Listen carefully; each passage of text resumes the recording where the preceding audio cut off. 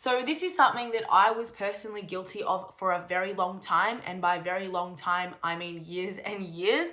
And it was one of the biggest reasons that I failed to make consistent progress. And I wasn't even aware that this was something that I should be looking at. And what we're looking at is program hopping, or potentially not even having a program at all. I thought if I was going into the gym, if I was training at a high intensity, if I was training 6 to 7 times per week, that would be enough to elicit a result. So what I want to go over in this video is the 5 reasons that we would want to avoid this and the common mistakes that we see and why this is a really poor approach to take with your training.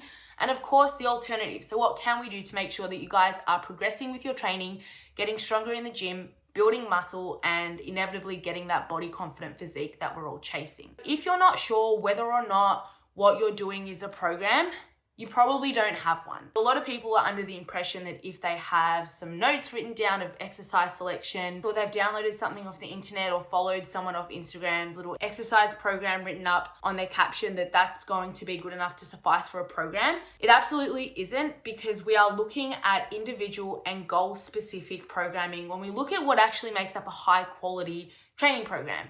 So the issue with all of these generic PDF, friend of a friend's program is that they're not goal specific, they're not individual for you, and essentially they're not going to be geared towards the outcomes that you're working towards. Out of all of the arguments that I've heard as to why we would want to avoid following a structured training program, boredom has got to be the number one. So for this person, it is going to the gym with the idea that everything needs to be entertainment based, to have a session that feels enjoyable, that feels fun, and that motivates you to go in. Ultimately, all this means is that what we're doing is valuing entertainment over the process of getting results.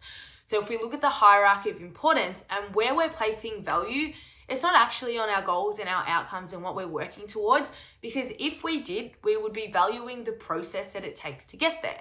And the process is following an individual goal-specific training program over a period of weeks and weeks, if not months and months, and understanding that it will not be exciting, it will not be something thrilling that we're looking forward to doing every single time.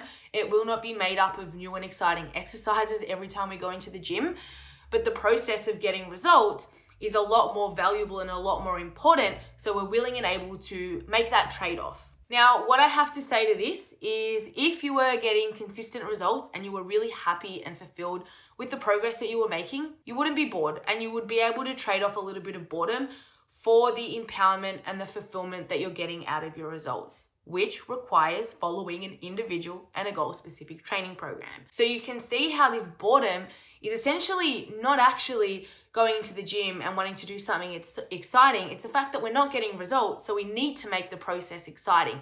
If we were actually getting results, we wouldn't need that excitement because we would be getting it out of the result itself. The second thing that program hopping tends to lean into is inconsistent behaviors and behaviors that are just out of alignment with the goal. So what I tend to say to a lot of new clients that start to work with me and struggle with consistency with showing up to the gym is that having a goal-specific structured training program to follow is almost the blueprint for building consistency. If we are jumping around from the next best thing, trying something different every couple of weeks, there is no way that we can lay down the foundations of behavior that we need in alignment with our goals and outcomes to get us a result. It's just not possible. And it means that we're totally unable to set a ground level of behavior that we need to engage in to get us an outcome. As soon as we employ a training program that goes for 6 to 8 weeks and we know what the expectation of behavior is, all of a sudden showing up to the training sessions,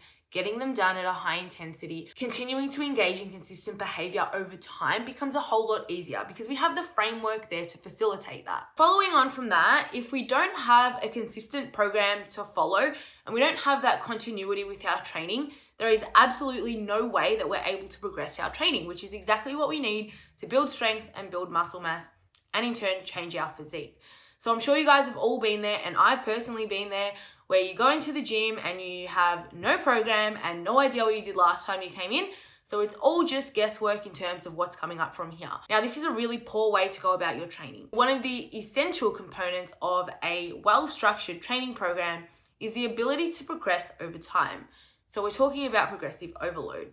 Now, if we are consistently jumping around and doing something different every time we go into the gym, or changing up programs every 2 to 3 weeks, there's no way that we can apply the consistency that we need to get the result.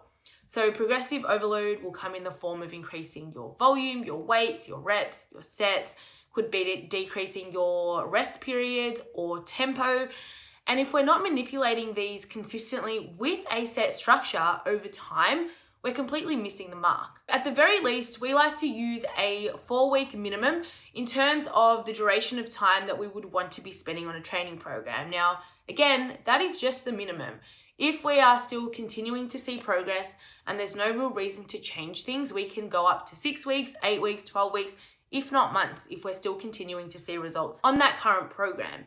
So the question that you need to be asking yourself is, can I visually see the progress that I'm making over a prolonged period of time that is further than 4 weeks? And if the answer is no, you need a new program. Rolling on from the inability to progress with your training is the fact that we're unable to have an appropriate measure of effort and intensity if we are constantly doing different things every second week. When we look at the purpose of a training program, of course it is to facilitate an outcome and to have some structure in terms of what we need to be doing, but we also want to have some structure in terms of how hard we need to be working and when.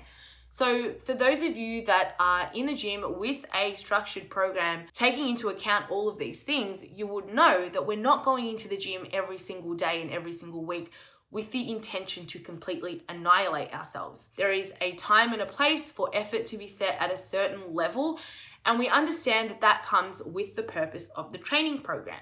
So what a lot of people tend to do when they don't follow a program or they're doing different things on a week-to-week basis is we're just going in with the idea that we need to run ourselves into the ground.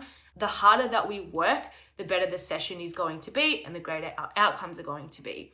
Now, unfortunately, when we look at recovery and other factors that influence progress, this isn't it. This isn't the way that we need to be approaching our training, and it's going to mean that we burn out very, very quickly. On the flip side, this could also mean that we're not working hard enough. So we don't actually have a measure to dictate where our weight selection needs to be, where our effort and our intensity is. And it could just mean that we're spending far too much time cruising. We're not actually putting our foot on the gas and doing the intensity required to get us the outcome. So what we like to use within our programs is a rep in reserve model, which enables us to see on a week-to-week basis how hard we need to be working. So rep in reserve essentially just refers to how many more reps could you have done with that weight range. And every single week is going to have a prescribed rep in reserve.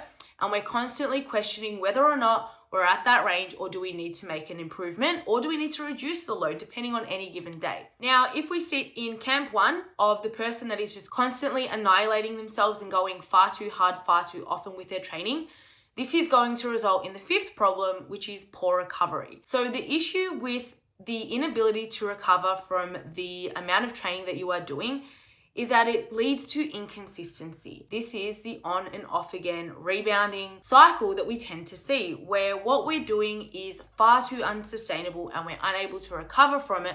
Therefore, we are constantly looking for something else to do because we feel that what we're currently engaging in is unattainable and unsustainable. So a program that actually takes into account your recovery capacity, which is made up of a variety of different things from your age to your gender to your training capabilities, your strength level, your dietary habits. There is a range of things that contribute to your ability to recover from training. We need to be taking those into account when we're putting together a training program so that we can actually adhere to it over a long period of time and we're not constantly burning out, fatigued, and exhausted. If you guys haven't gathered, the answer here is a goal-specific and individual training program that is specifically designed for exactly what you're working towards over a prolonged period of time. What this is going to do is stop the on-again, off-again, program hopping, confusion and frustration, and of course boredom with the fact that you're not actually getting results, and will make sure that all of the energy that you are putting into your training, all of the hard work and the time that you are spending in the gym